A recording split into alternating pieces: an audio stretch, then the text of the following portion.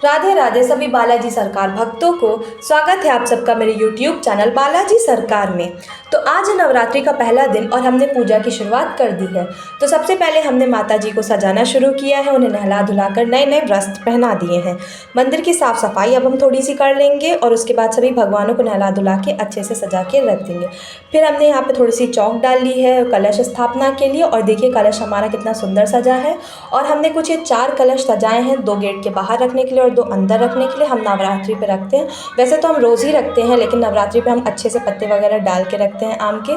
तो हमने कलश सजा लिया है। टीका डालेंगे सबसे पहले, उसमें लाल टीका, उसके बाद चंदन डालेंगे, थोड़ा अक्षत डालेंगे, लौंग डालेंगे, पुष्प डालेंगे और आम के पत्ते डाल के कलश को बाहर रखेंगे। और कलश पे सब पे स्वास्तिक अच्छे से हमने बना लिया है। फिर हम अपना शुद्धिकरण करेंगे, आचमनी से जल लेंगे, 3 बार वो पिएंगे और उसके बाद हम अपने आसन को शुद्ध करेंगे, खुद को शुद्ध करेंगे और उसके बाद हम अपने ऊपर टीका लगाएंगे थोड़ा सा और उसके बाद अपने कंठ पे टीका लगाएंगे क्योंकि हम पूजा शुरू करने के पहले ये सब करते हैं।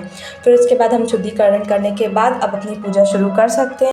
अब हम अपने आसन पे टीका लगाएंगे और उसके बाद अपने उस जगह को पवित्र करेंगे, पुष्प चढ़ाएंगे, थोड़े से अक्षत चढ़ाएंगे ताकि हम जहाँ बैठे वो जगह पवित्र हो जाए। फिर हम भगवान को स्नान कराएंगे सबसे पहले, उसके बाद हमने कलश में गंगा जल डाल दिया और कलश की स्थापना करनी शुरू कर दी।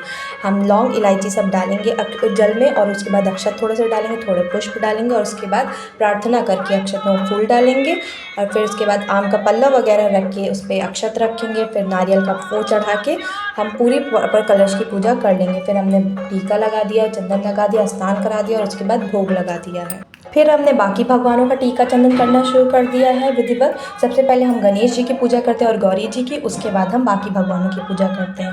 तो हमने टीका चंदन करके भगवानों को फूल चढ़ा दिया और उसके बाद अक्षत चढ़ाया है।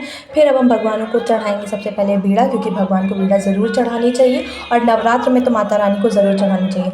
हम 3 बीड़ा ऐसे बना लेंगे और एक हम चढ़ाएंगे वरुण देवता पे, दूसरा माता रानी पे और तीसरा भी हम चढ़ाएंगे हनुमान जी पे। तो उसके बाद हमने आदि पूजा इधर कर ली है और उसके बाद हम यहाँ पे अपनी थाली में बना लेंगे स्वास्तिक। फिर हम लगाएंगे भगवान जी को भोग तुलसी दल डाल के, क्योंकि ज़रूरी होता है तुलसी दल भोग के लिए सबसे ज़्यादा। फिर उसके बाद हम भगवान को जल समर्पित करेंगे और उसके बाद हम घंटी लगा के भोग का वो करेंगे। अब हम भगवान का गीले कपड़े से मुंह पोंछेंगे क्योंकि भगवान का मुंह जूठा हो गया भोग लगाने के बाद। फिर हम भगवान का सूखे कपड़े से मुंह पोंछेंगे और उसके बाद हमने जो कलश सजाए थे अंदर के मंदिर के लिए वो हम मंदिर में रख देंगे और हमने फिर भगवान पे इत्र छिड़क दिया है। और अब हम माता रानी को सजाएंगे।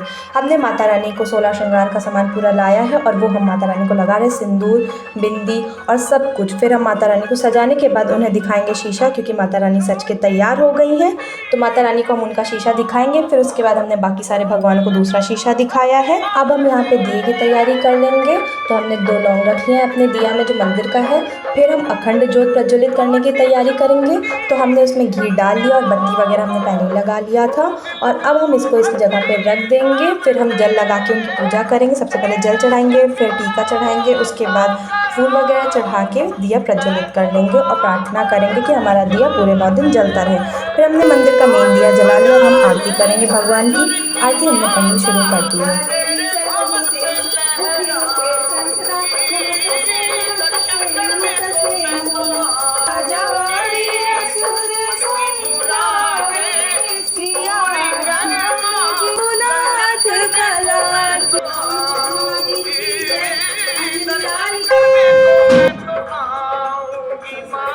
आरती करने के बाद हमने आरती को पहले शीतल कर लिया और उसके बाद हमने उसको पृथ्वी पे रखा है।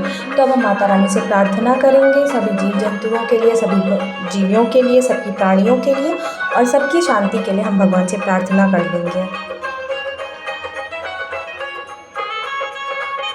फिर हमने आरती ले ली है और अब हम आरती को आखिरी में विसर्जित करेंगे। तो हमने आरती को विसर्जित कर दिया यहाँ पे मंत्र पढ़ के। फिर हम सभी भगवानों का आशीर्वाद ले लेंगे जल्दी से। सबसे पहले हम गौरी जी के और गणेश जी के पैर छूते हैं, फिर बाकी भगवानों के। अब हम बाहर की पूजा करने को चल दिए। जो 2 कलश हमने बाहर के लिए बनाए थे हमने वो बाहर रख दिए हैं और अब हम अपने बाहर जगदम्बे जी की पूजा करेंगे नीम के पेड़ की। तो हमने यहाँ पे जल चढ़ा दिया है उस लौंग वगैरह डाल के। फिर हम टीका चंदन करेंगे और उसके बाद हम पुष्प चढ़ाएंगे। फिर हम यहाँ पे दीपक जलाएंगे, अक्षत वगैरह चढ़ा के दीपक जलाएंगे अच्छे से।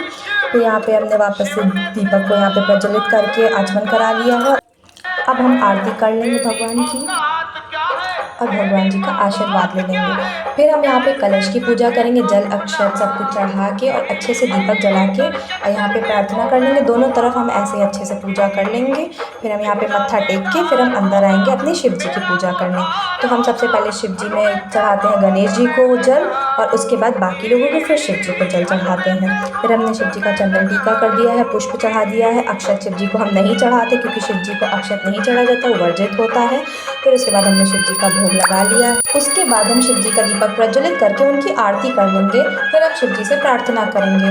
हम उसके बाद शिव जी का टीका लगाएंगे और फिर उसके बाद हम शिव जी की परिक्रमा करेंगे। शिव जी का परिक्रमा हमेशा आधा ही किया जाता है क्योंकि बीच से उनकी गंगा जल जा रहा होता है और उसको कभी भी नहीं लांघा जाता है। सारी पूजा करने के बाद हम अंदर आ गए हैं और उसके बाद हमने टीका चंदन करके वापस से अपने आसन को शुद्धिकरण करा के रख दिया। इसके साथ हमारी पूजा संपूर्ण हो गई। और जाते जाते हमारी वीडियो लाइक ज़रूर करें, कमेंट जय माता दी ज़रूर करें।